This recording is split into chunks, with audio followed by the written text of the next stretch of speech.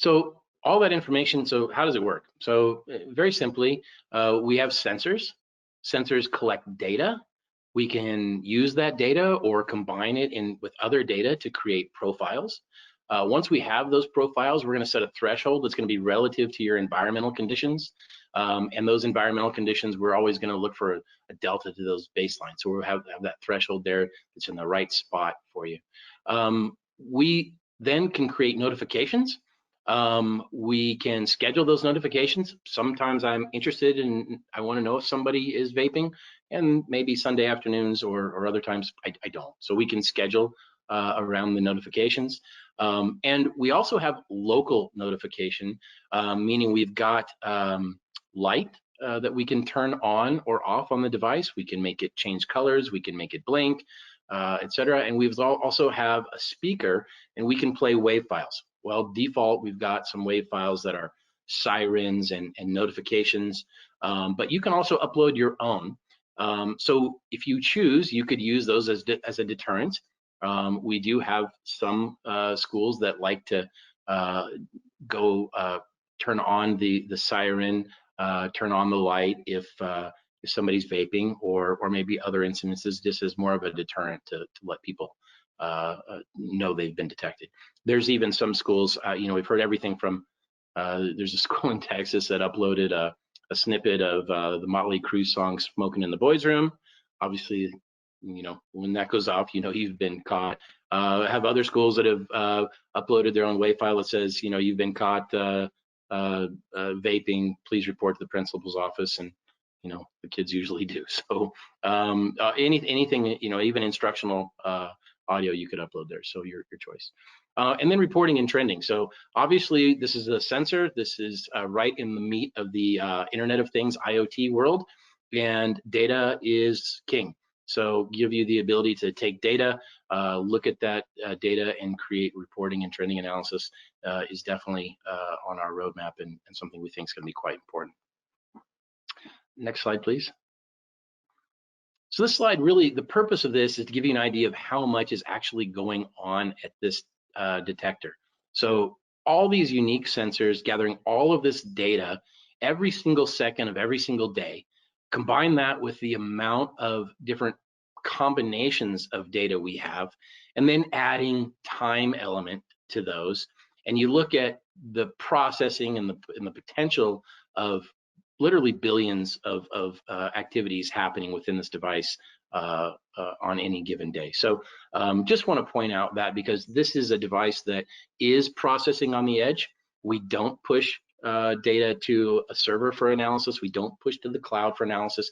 It's all internal, and that means it's happening fast. So you're getting immediate reactions as notifications are taking place, or as detections are taking place. Next slide, please. So here's a little bit about what the detector looks like. So it's fairly small. It's very benign looking. It looks just like any other sensor. It's meant to be recessed mounted, less than 6 inches in diameter. So just the bottom lip of that detector actually would be sticking out in a recessed installation. There's ventilation completely all 360 degrees around that, and even a fan behind that ventilation to pull air in and push it across the sensor array within the device itself. The device is a PoE, so you see the Ethernet connection there. So it's powered by PoE, and you can push data via that PoE connection to a PoE switch, which, by the way, is just a standard base 15-watt PoE. Or if you want, you can still power it via PoE and turn Wi-Fi on and connect Wi-Fi. Of course, we always recommend hardwire when possible. There are 2 USB ports there. Those are, think about future expansion and later on. There's also 2 relays. So you see some relays there. These are physical connections. If you want to connect to an alarm panel, an access control panel, a building automation panel, you do have the ability to enable relays upon a profile activation. You also see the light in the middle of that halo there. That's the light that comes on and off and blinks. Next slide. So integrations, this is really a sampling of the integrations that are out there. There's really many times this amount, but you see most major video management platforms out there.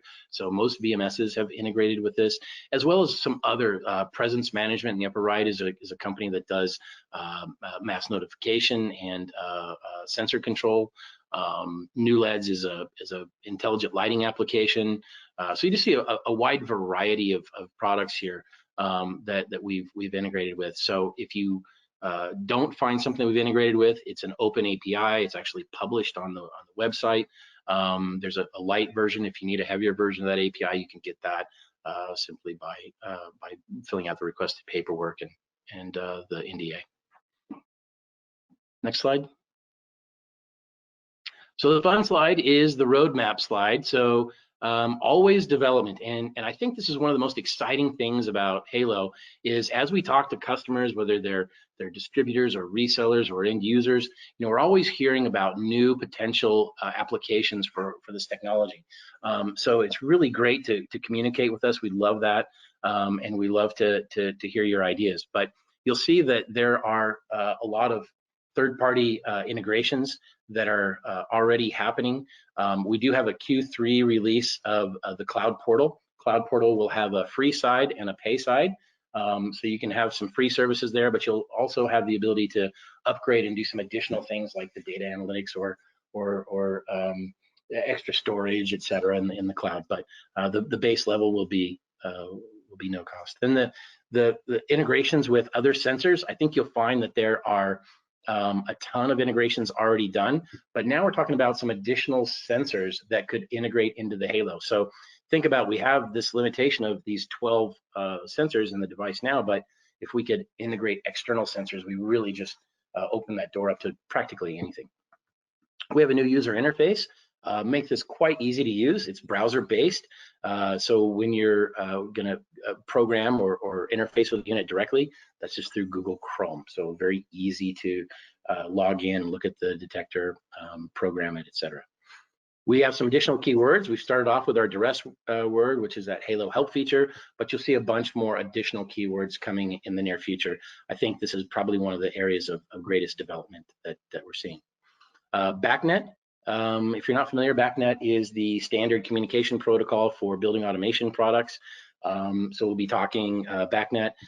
We look forward to integrating into a whole bunch of BAS products here in the near future. People have been waiting and looking forward to integrating with Halo.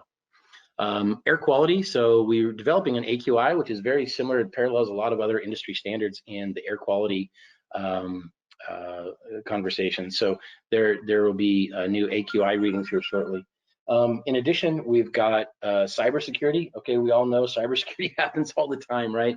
So we're constantly upgrading cybersecurity. However, just last week we were notified that we had sent the device out for attack testing, and we passed with flying colors. So we definitely are cyber secure at the moment. Enhanced scheduling, so we'll continue to improve the scheduling abilities. Dynamic threshold adjustments. Think about this as very important in creating profiles, because we want to constantly be adjusting that delta from where baseline is to what we're looking for, and we do that by sampling all the time and making adjustments to that threshold. So you know, really preventing you from having those false alarms or false positives. RTSP stream also, so be able to change the video. We do have an MJPEG out right now, but we'll change that to an RTSP. Just make it easier for you to grab that video stream. That video stream is going to be that main user interface, that first page, which is going to have a dynamic interaction between the browser and or the viewing device and the Halo, so that you'll actually be able to see in real time all of your profiles and all the activity happening on those profiles if you're getting close to a sensor reading, if you're getting close to a threshold, etc. So just the ability to grab that stream. A lot of people use that to integrate with their VMS platform. So if you wanted to actually view the interface with the device, you could put that on your video management platform and see the that main page on your camera screen. Next slide. So we talked a little bit about this, but this is just a bit more on the TruSecurity design. So there's three main things for us to remember that these guys help out with in the Halo sale. The webinars for dangers of vaping. This is the one I mentioned that could be customized for students, for faculty, for parents, etc. But a lot of people just don't know how dangerous vaping is. I lived in Colorado, and we had this girl, her very first time of vaping, she had that crystallization happen in her lungs, and she'll be bedridden the rest of her life, and it was just from using vaping once. And so I don't think kids really realize what the potential dangers are, but certainly Joe Pangaro, who's the president of TruSecurity, he's had years and years as a lieutenant in the NYPD, and he's excellent at presenting this and supporting the products here. Obviously, developing policy, we talked about that, critically important. Schools have to have policies, they have to have those procedures, that has to be in writing, and we can definitely help with that. Even the leave behind after the that webinar is a sample policy for them to modify. And then conducting proper investigations. How do you conduct those investigations? What does it look like when you get a Halo threshold and you get a notification? How do you go back and validate that this is when some kid was in there? How do you integrate that with your VMS, and just how to do those investigations so you've got the right process and the right documentation behind it. Next slide.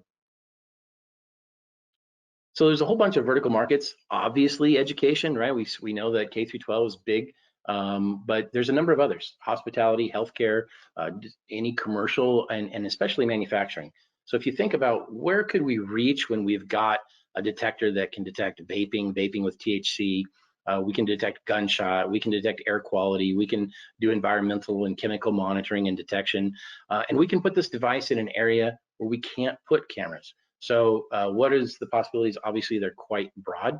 Love to talk to you and get your ideas about that, but also happy to share with you about how we've been able to bring that to market, and how that's been successful.